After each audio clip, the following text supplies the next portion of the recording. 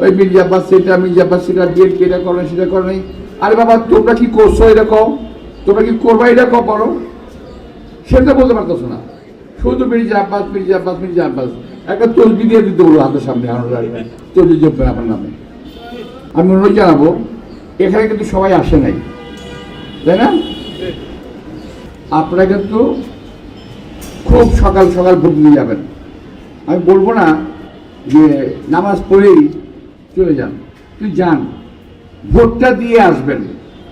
যে ভোটের জন্য আমরা 17 বছর কষ্ট করেছি, সেই ভোটের জন্য কি আমরা 17 মিনিট কিংবা 17 ঘন্টা অপেক্ষা করতে পারবো না? যদি প্রয়োজন হয় ভোট পোলিং সেন্টার থেকে ভোটের রেজাল্ট ঘোষণা হওয়ার আগ পর্যন্ত ভোট দিয়ে আমরা ওখানে অবস্থান নেব, কিন্তু ভোট গুনে বলে যেতে হবে কে কত ভোট পেয়েছে।